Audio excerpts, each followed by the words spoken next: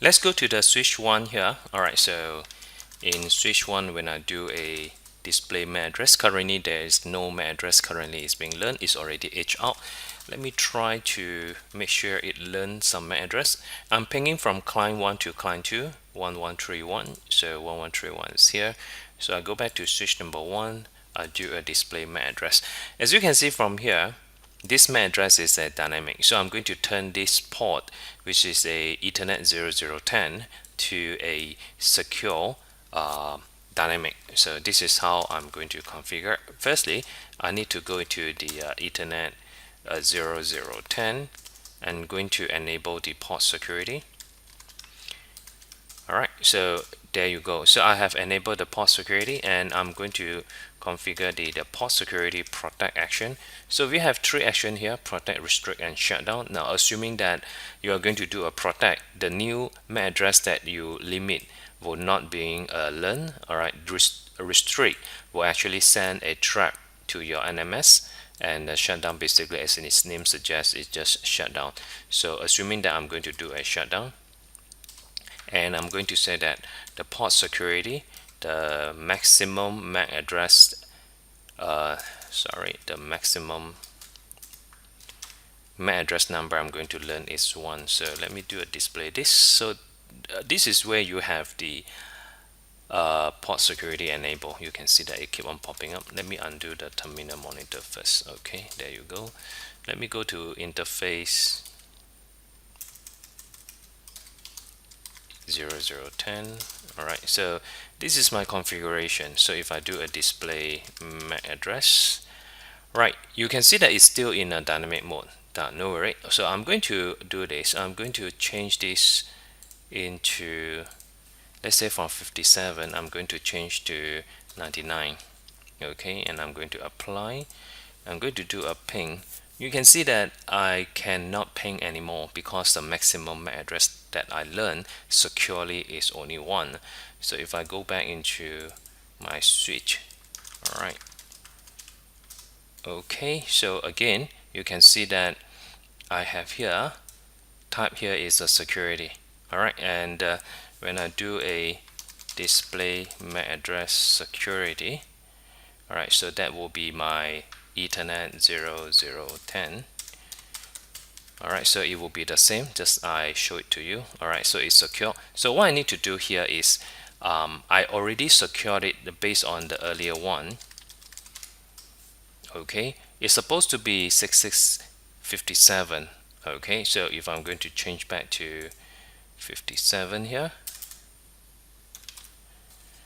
okay, so now it's changed back to 57.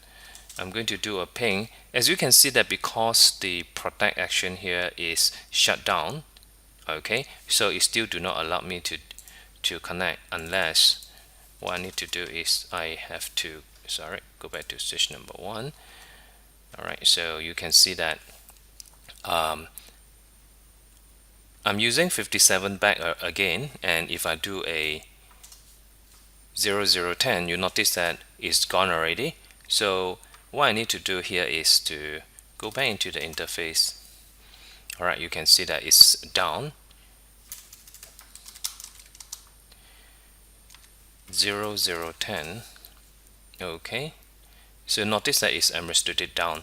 Now it's not that I shut it down, it's because that the port security shut it down. So let me go to the interface 0010. Okay, as you can see that it's actually shut down. It's not by me, but it's actually by the port security. Undo shut.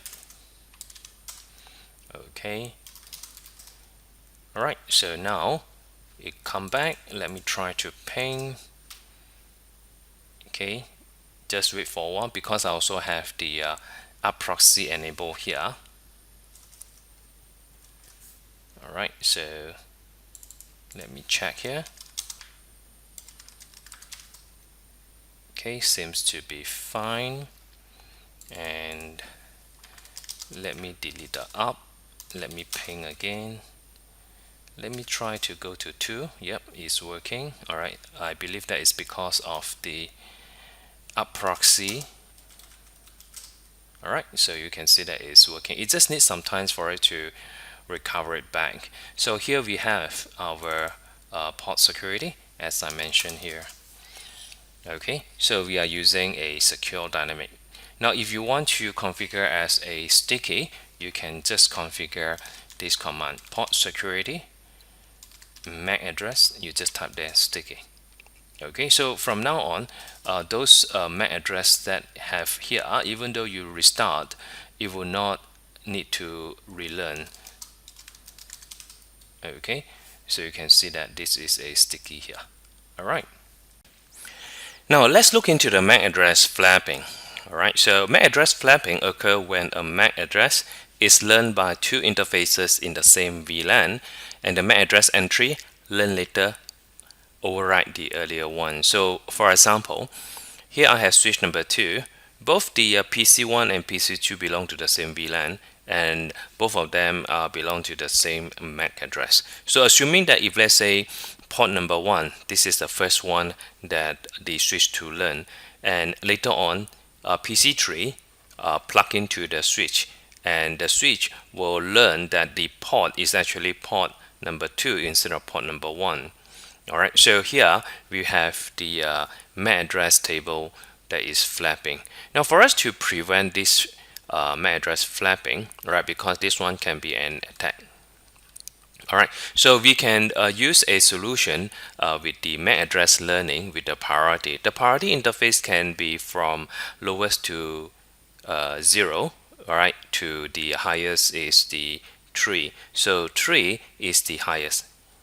So the number that is higher number, that is better in terms of priority. So with the MAC address anti-flapping, we can prevent MAC address overriding the interface with the same priority.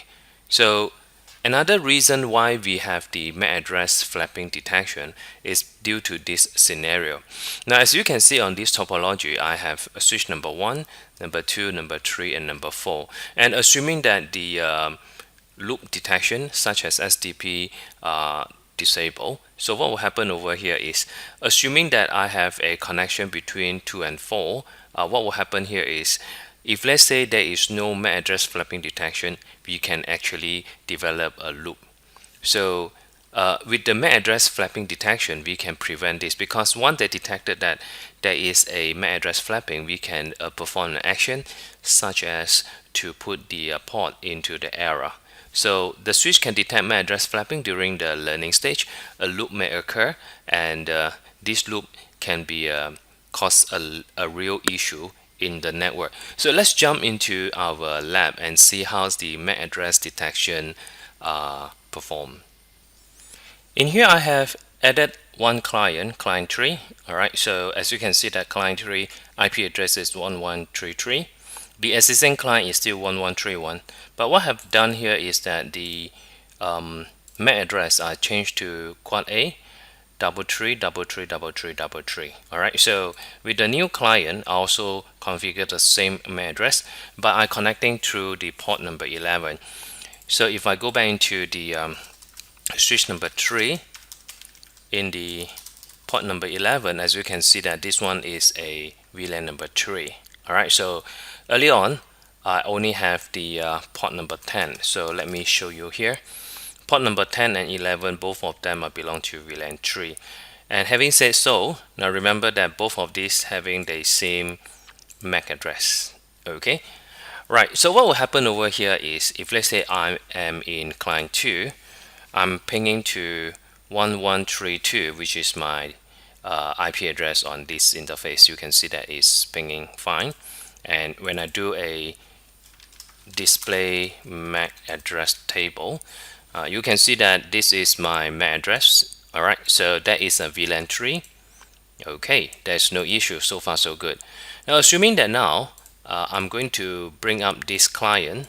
Alright, and this client having an IP address of 1133. So let me do a ping to 1.1.3.2. Okay, so 1132. Alright, so let it work for a while and see what will happen here. Okay, display MAC address. Okay, so we are still at 10. Alright, I think that we just have to wait for a while for it to fully able to ping.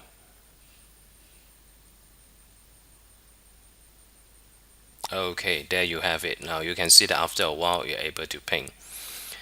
Right, so if I go into here, now what you can see from here is that MAC address is actually flapping. It's actually flapped between number 10 to 11. Now just now the switch learned it from number 10. So if I'm going to do a display MAC address again, you can see that now it's become 11.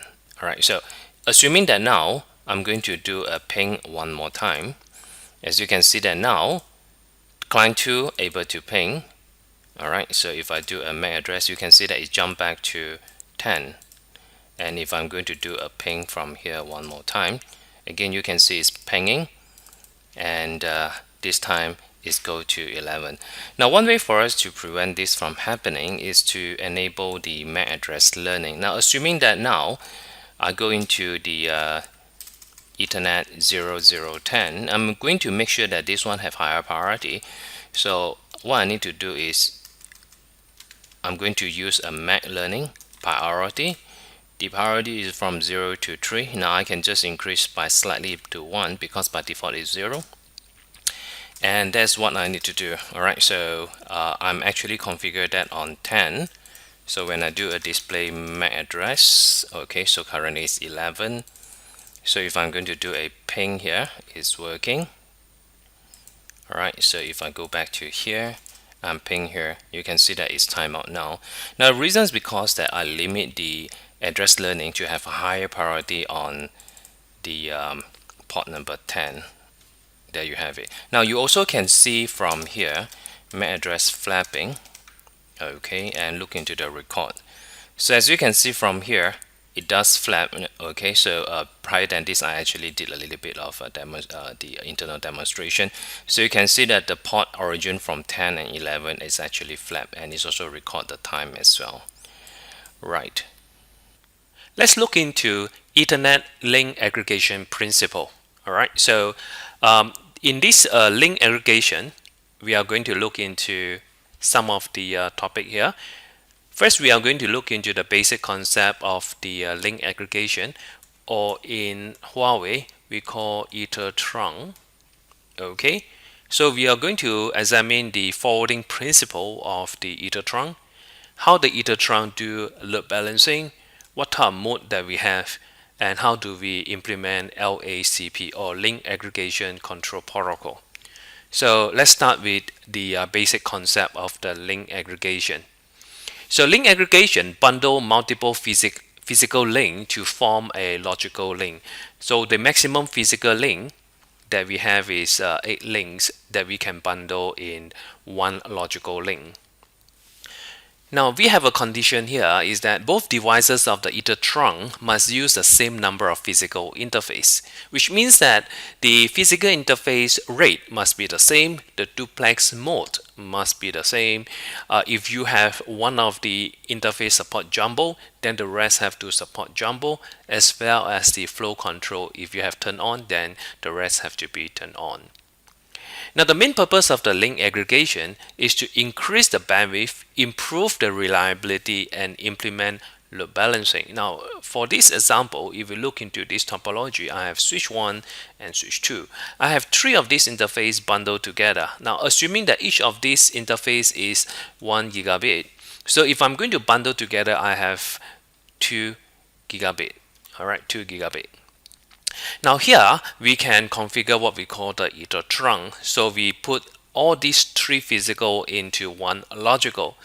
Now here we also have an option to run what we call LACP, Link Aggregation Control Protocol.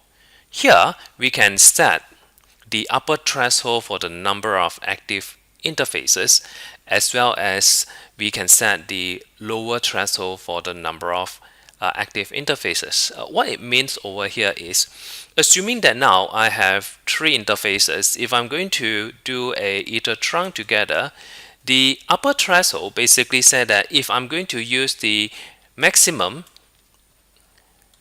active link,